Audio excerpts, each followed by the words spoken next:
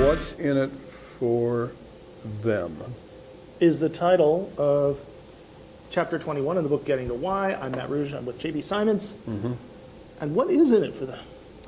Well, first of all, I've been in like 17 countries and 49 of the 50 states, and this FM station is playing in every one of those locales. WWYFM. What's in it for me? All right. And so I've simply modified the last word. Instead of the agenda is not what's in it for you. The agenda is what's in it for them.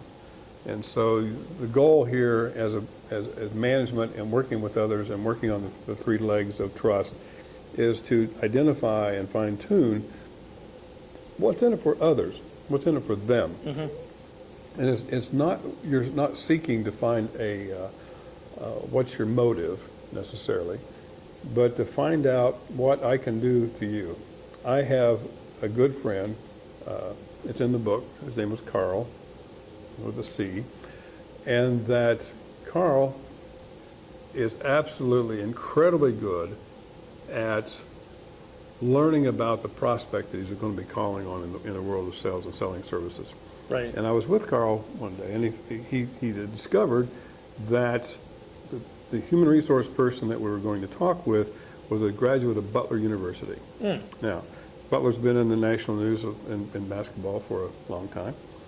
And so we show up, and Karl pulls out this tube, and inside the tube was this picture, a large-size picture, of Hinkle Fieldhouse, which is an icon on Butler University. Absolutely. And of a game going on, and he said, I brought this for you. Okay. It's a nice present. So the next 15 to 20 minutes, they're talking about Butler and education and Hinkle and that kind of stuff. And I kind of nudged Karl and I said, tell them why we're here. And so, yeah. And the guy looked at his watch and says, I've only got 5 minutes left. We need to reschedule. So that's when I came up with the term for Karl, that he is a professional visitor. Is not necessarily a salesperson, but he is outstanding in customer service and learning what the person likes, what's in it for them. And even though we never sold anything to them, because the company was sold in less than 6 months later, completely went out of business and became Dick's Sporting Goods. As a matter of fact, I'll even give them a plug. But Karl's an expert in what's in it for them. Right. And he has been a good friend of mine for 20 some odd years, I think. Pretty close, I believe. And that I learned something from that. And that's why that's part of that chapter is dedicated to him and to my learning of learning about what's in it for them. Okay. So in other words, we need to take the perspective not of just what would be good for us. This could be in a family, it could be in a friendship, it could be in a marriage, it could be in People are born company. People are born selfish. Right. Okay. Look at any child; they're selfish from the very beginning, and they're trying to tell you what they want. Unfortunately, they haven't learned to talk yet, and they're crying in different sounds and different crying styles. Right. And I'm always amazed at mothers who can tell which cry is for what. Right. And they're understanding what's in it for them. Well, I can go into almost any company, and I can hear the babies crying.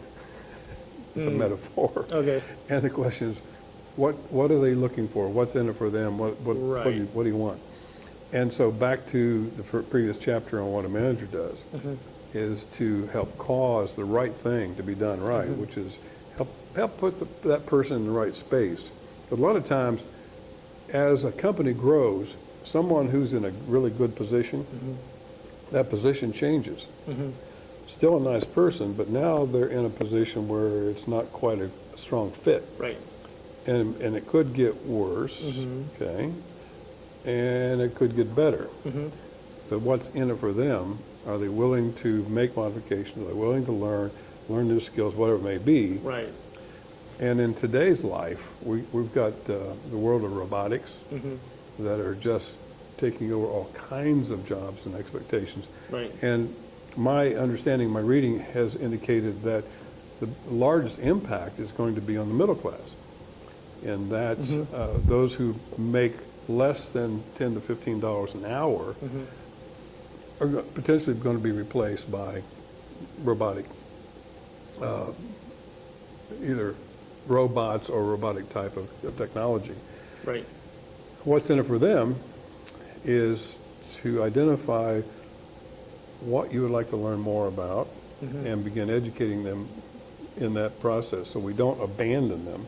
Right. We help give them the kind of tools necessary to continue to be employed. Right. And I have recently, in the past 6 months, helped at least a half a dozen people go into coding concepts and learning how to do coding, because all of the software that's over here and the software over here may not talk to each other, but a good coder can make that happen. And the engineers in different schools, the biggest classes are being found in building laptops and building PCs and building the next generation of computer sciences.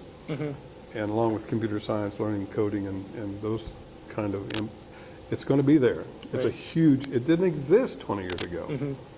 And here it is, one of the top 2 or 3 skill sets people need to be thinking about. There are classes available here in Indianapolis for children from the ages of 12 to 16. They can take weekend classes on coding, learning coding. Right. So I'm excited about that. So what's in it for them? Learning something and preparing themselves for a future or a life that's, that they choose. Right. Okay, so I like talking with people who are working in a position, working in a place that they would have picked it. Okay. Initially, they didn't know what it was, but they learned it, and they learned it because the people that were helping them were really motivated by what's in it for them, what's in it for them to learn and become a contributor to this organization. So it's a very, very strong chapter on your management style, your leadership style, and your own personal style. And if you want to play what's in it for me, that's okay. That's part of that 7 areas of life. Right. Go back and take a look at that, what's in it for me in that particular area. What's the workbook say on this? The workbook for this chapter is taking a look at 3 different relationships. You look at the issues in the relationship, what's in it for him, her in our relationship, and possible solution. This doesn't have to be a romantic relationship or a family relationship. It could be a relationship with a coworker, with a superior or subordinate, anything you like. And yeah, you take a look at the issues from a different perspective. Yeah, let me take the Karl story to a final end here.